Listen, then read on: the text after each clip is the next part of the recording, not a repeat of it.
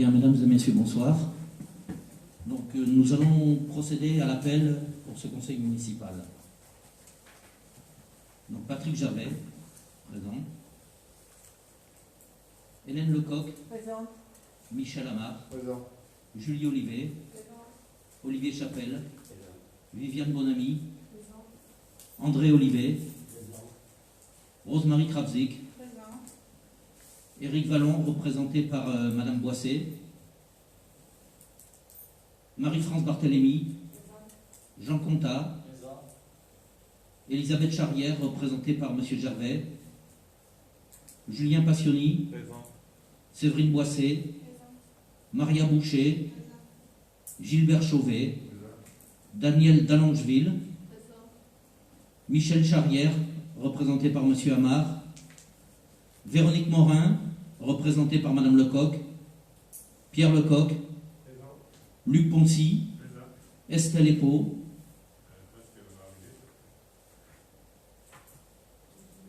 Gérard Quercy, Isabelle Serriot, Frédéric Grosbueno, Cécilia Joubin, Francis Serrano. Bien, le quorum étant atteint, nous pouvons commencer la séance. Madame Lecoq est volontaire pour faire secrétaire de séance.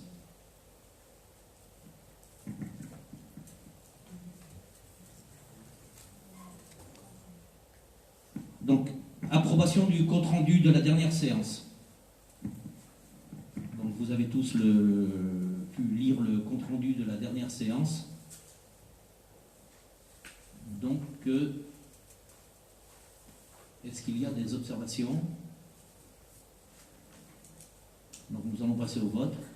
Qui est contre? Qui s'abstient? Adopté à l'unanimité.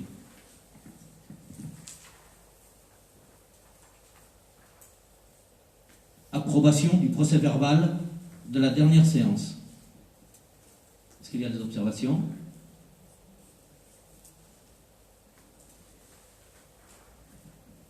Donc pas d'observation. Qui est contre? Qui s'abstient? Donc ce compte-rendu est adopté à l'unanimité.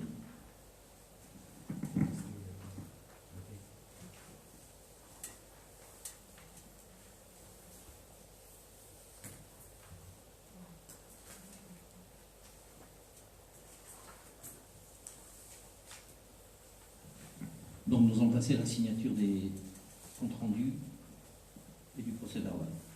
Du compte rendu du procès verbal.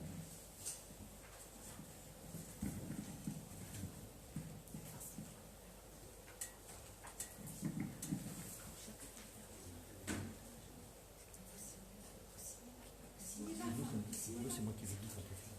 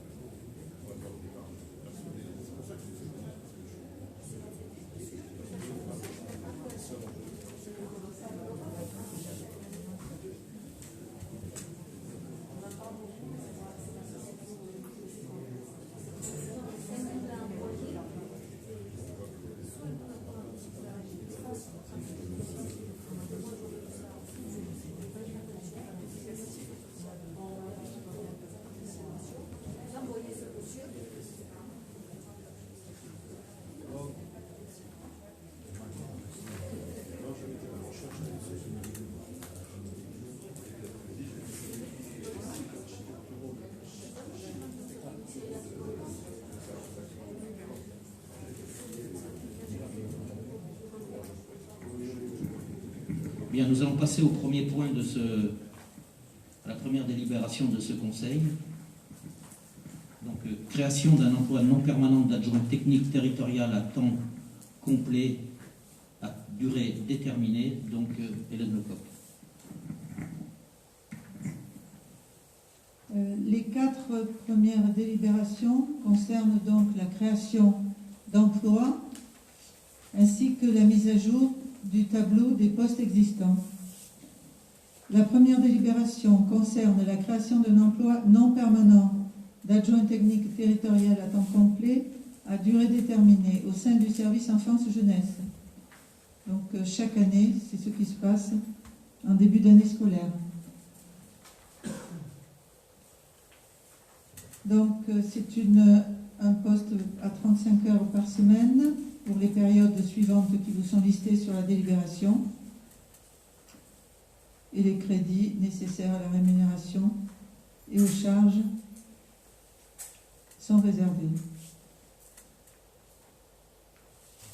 Donc pour cette première délibération, est-ce qu'il y a des observations ?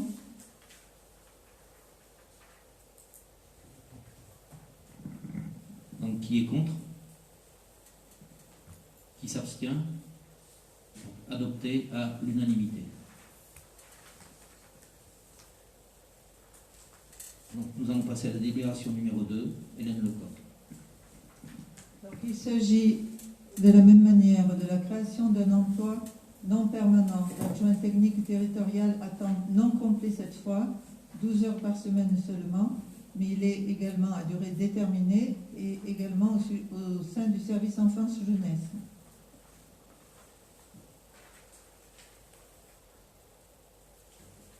Donc même période scolaire et même effets sur le budget et sur les effectifs. Donc quelles sont les observations? Oui, est-ce qu'il y en a? Non?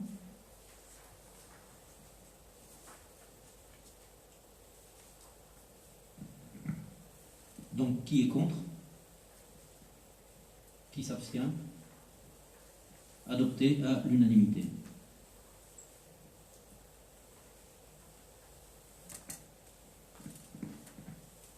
Donc, troisième délibération, Hélène Lecoq. Donc cette délibération est liée à l'appel à candidature qu'on a fait récemment. Vous savez que quand on fait des appels à candidature, si on n'a pas les emplois correspondants, on est obligé de créer ces emplois. Si on les a et s'ils sont vacants, on n'est pas obligé de les créer. Donc là, nous sommes obligés de créer un emploi permanent d'adjoint administratif à temps complet, à durée déterminée, au sein du pôle accueil.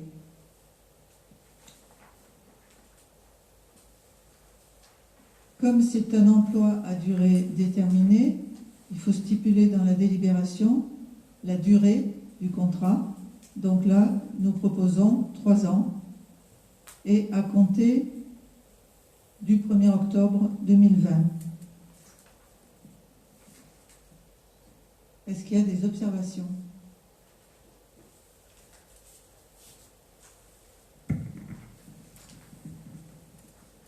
Donc nous allons passer au vote. Qui est contre? Qui s'abstient? Adopté à l'unanimité.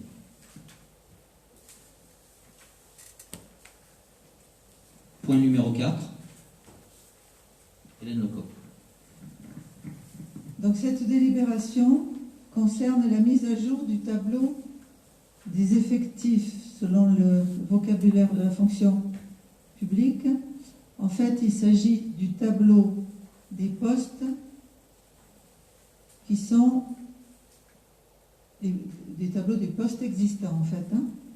Donc, vous avez 59 postes existants, dont 9 vacants, c'est écrit sous le sous-titre, et 50 qui sont affectés à des agents. Mais parmi ces 50, il y en a 3 qui sont affectés à des agents qui sont en mise en disponibilité. Donc il n'y en a que 47 qui sont occupés par des agents en activité. Voilà. Donc vous avez le détail sur le tableau et on vous a mis également la date des fins de contrat pour les contractuels. Donc vous retrouvez les postes créés dans les premières délibérations en bas de la filière technique, les deux dernières lignes. Vous voyez que l'échéance des contrats est à la fin de l'année scolaire pour les deux. Et vous retrouvez les autres postes plus haut dans la filière administrative. Des observations? Non?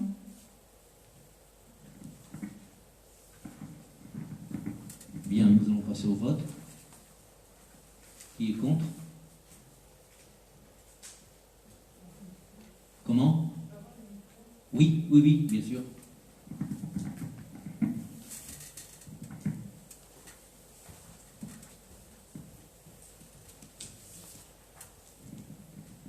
Oui, je voudrais juste bien qu'on précise, parce que c'est peut-être pas évident pour tout le monde, parce qu'en fait on parle de création de postes, mais qu'on ne rajoute pas des effectifs. Ouais, ça paraît important, parce que quand on parle de création de postes, on pourrait penser qu'en fait il y a 3 nouveaux agents qui vont intégrer l'effectif de la mairie, ce qui n'est pas le cas. Ce sont des postes en fait qui ont été renouvelés, et donc les postes sont réouverts, et donc du coup on les a fermés, on les rouvre. Voilà, c'est tout ce que je voulais dire, parce que c'est quand même, ça me paraît important.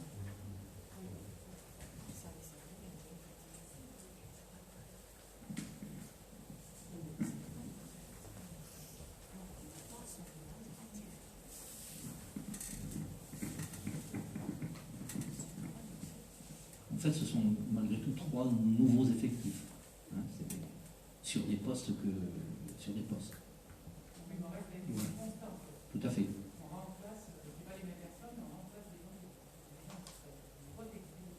Alors, à l'accueil, par exemple, les postes n'étaient pas existants.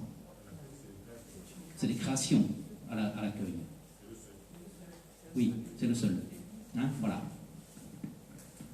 Bien, donc nous allons passer au vote. Qui est contre? Pardon. Oui.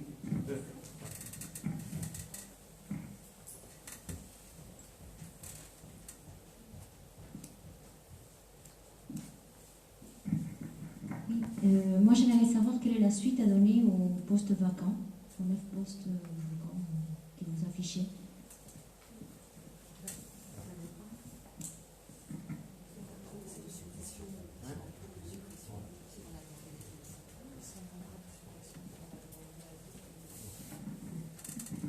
Donc, ces 9 postes vacants sont en cours de suppression, mais nous en avons demandé l'avis technique en fait au centre de gestion. Voilà.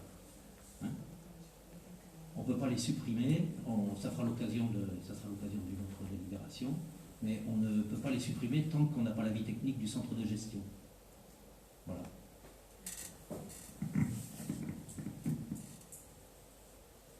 Donc on passe au vote. Qui est contre? Qui s'abstient? Adopté à l'unanimité.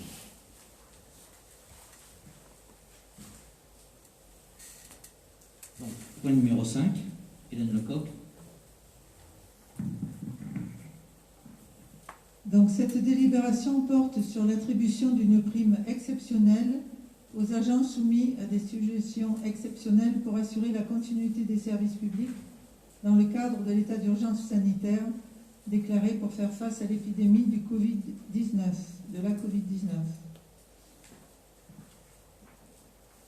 Je vous rappelle que M. le maire avait envoyé une lettre aux agents pour déjà dire l'intention d'instaurer cette prime. Donc, il vous est proposé ici de confirmer cette instauration. Il avait été dit qu'il y aurait 2 niveaux de prime, donc 180 € pour certains et 500 € pour d'autres.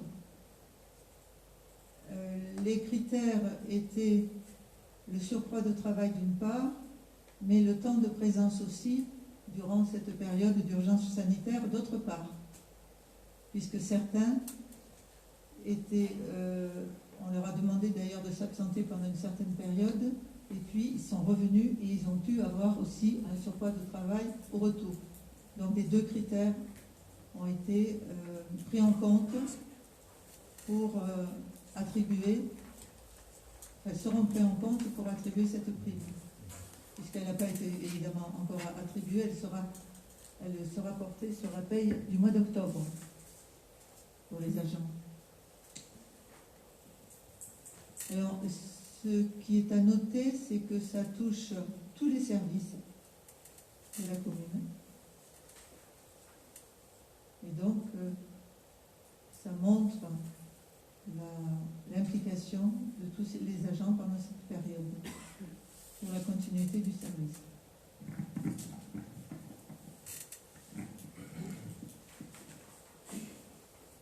Bien. Qui... Voilà.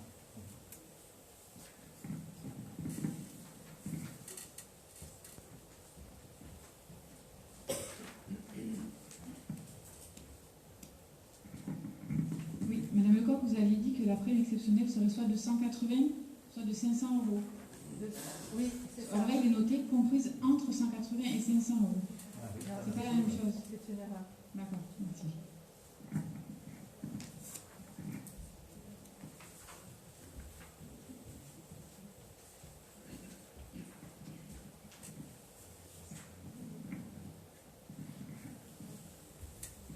D'autres observations? Nous avions déjà discuté de ce sujet lors du vote du budget. Voilà, sur l'attribution de la prime. Donc, qui est contre? Qui s'abstient? Donc, adopté à l'unanimité.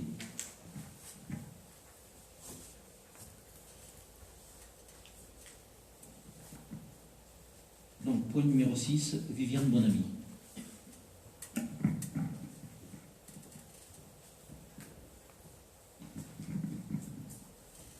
L'objet est le remboursement exceptionnel de services extrascolaires communaux. C'est une personne qui avait réservé et avait payé 4 réservations au centre de loisirs qui n'ont pas été utilisées. Donc là, c'est tout simplement pour leur rembourser ces 4 réservations. La somme est de 92 euros.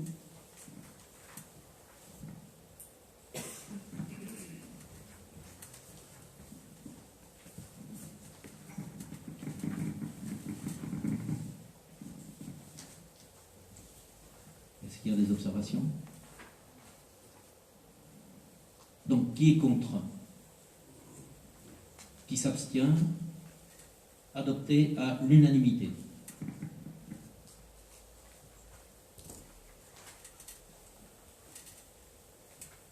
Donc, point numéro 7, Michel Amar.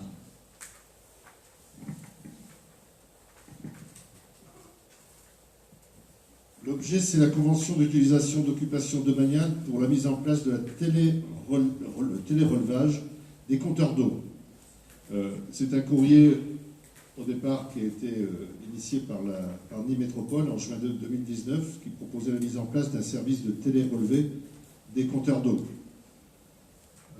Vous savez que tous les compteurs d'eau vont être équipés d'un dispositif permettant le relevé automatique.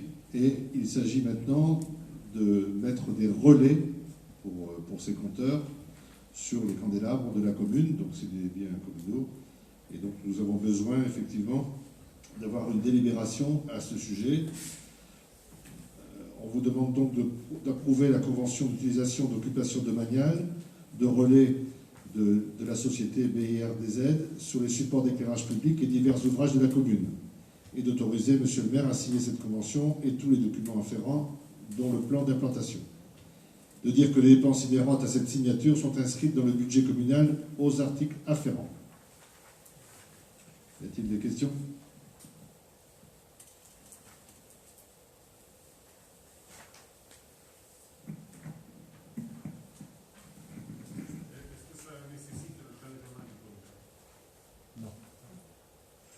À l'heure actuelle, donc, vous avez dû recevoir, ou la plupart des gens ont reçu un courrier donc de Nîmes, je crois, hein, vous prévenant que votre compteur, que le dispositif allait être installé sur votre compteur. Voilà. Et donc, à la suite de l'installation de ce dispositif sur votre compteur, donc, il y aura l'installation des relais pour lequel on a demandé donc une délibération. Voilà. Mais l'installation individuelle ne fait l'objet que de l'autorisation de la personne. C'est une pince ampère-métrique en quelque sorte, une pince qui mesure le débit au niveau du compteur. Vous aurez toujours la possibilité de voir les inscriptions mécaniques en quelque sorte hein, du compteur. Voilà. Et toutes les 2 heures ou 3 heures, il y aura un télérelevé des données et ces données seront accessibles après, comme pour le Linky, seront disponibles sur votre compte si vous vous abonnez à ce compte pour vérifier vos consommations.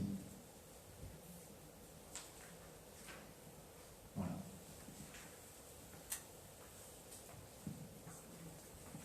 Donc, qui est contre?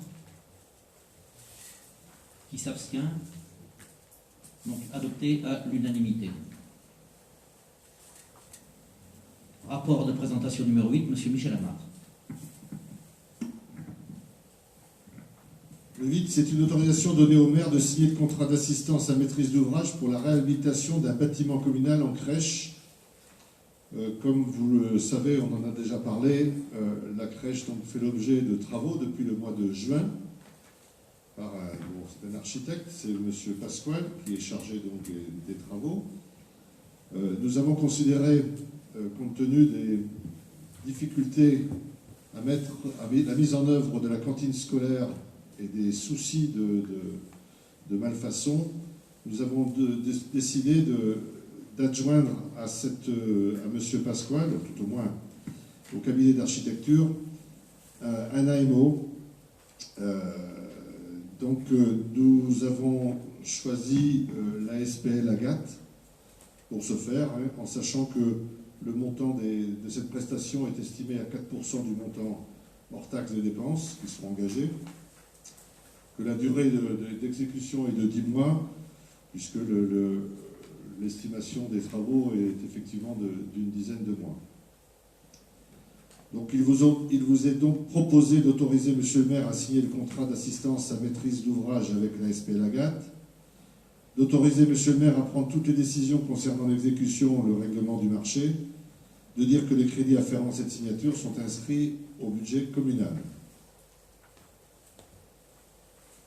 Des questions sur le sujet ?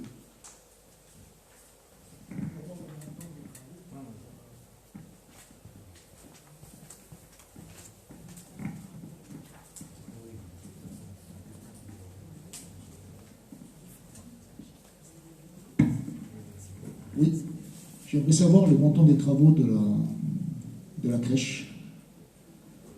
Oui, S'il vous plaît. Ben pour le micro, ton micro.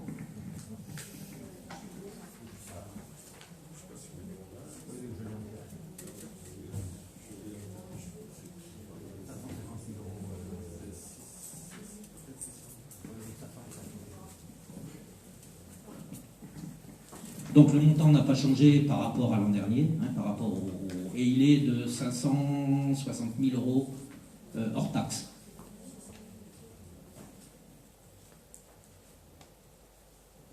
Donc pour l'instant rien n'a changé par rapport au dernier marché modifié qui demandait un rabais une baisse donc du montant de ce budget.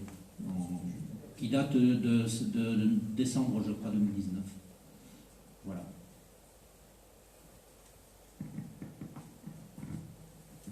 Qui est contre? Qui s'abstient? Adopté à l'unanimité. Bien, rapport numéro 9.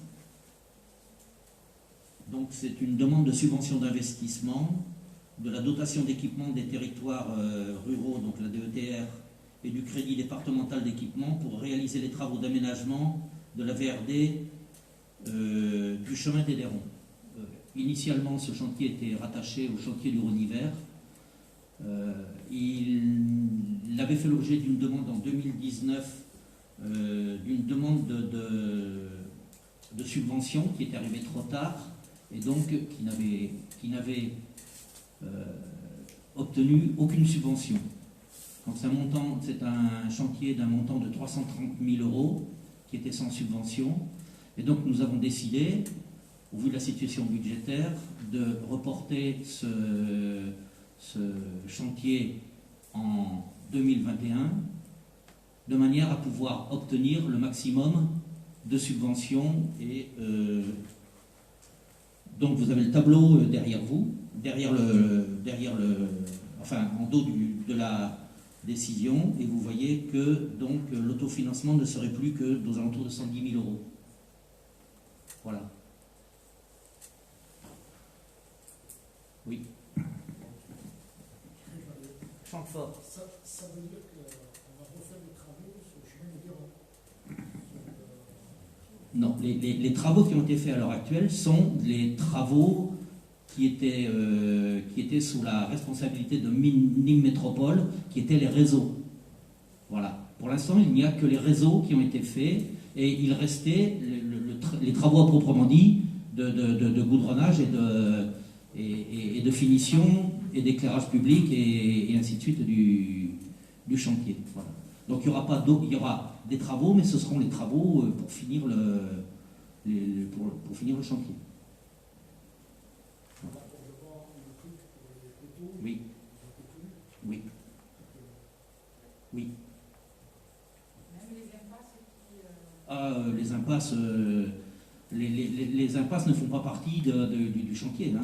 La route, c'est comme au Rhône-Hiver, c'est comme au voilà. Hein, il y a juste l'entrée des impasses ou des rues qui arrivent sur le chemin des Lérons qui seront traitées de manière à ce qu'il n'y ait pas une dénivellation ou quelque chose de particulier. Mais on fait pas enfin, de toute façon, c'est un chantier que nous-mêmes n'avons pas maîtrisé puisque ce chantier était déjà, ce projet était déjà ficelé dès l'an dernier.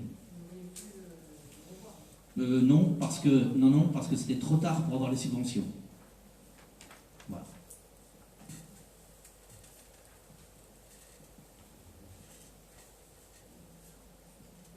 Donc, qui est contre? Qui s'abstient? Adopté à l'unanimité.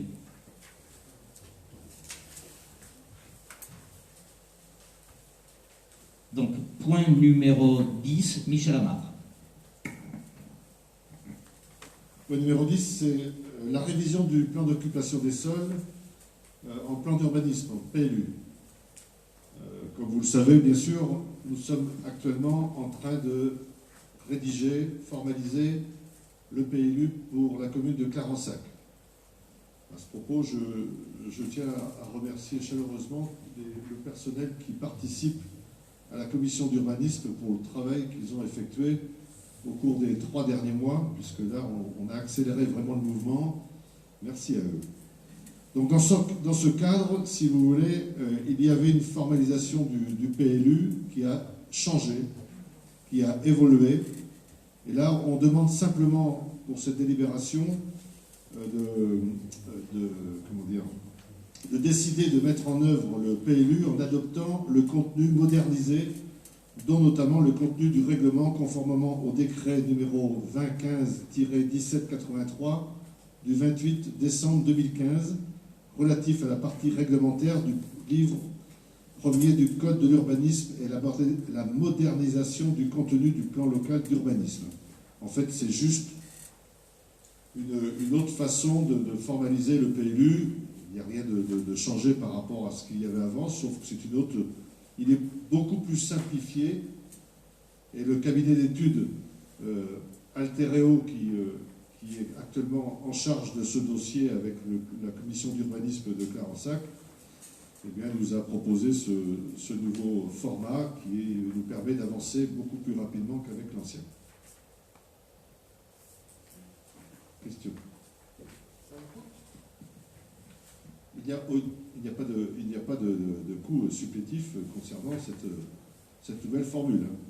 Alors, c'est compris dans le contrat avec Alteréo.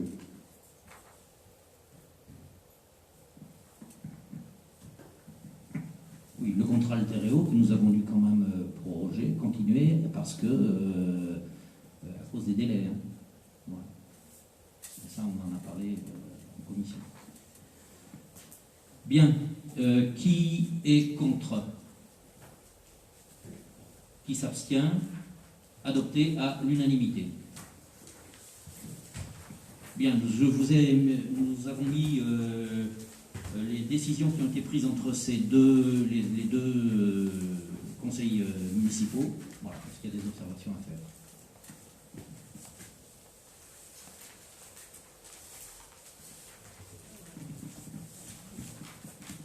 Bien, mesdames et messieurs, il est exactement 20h06. Ce conseil municipal est terminé.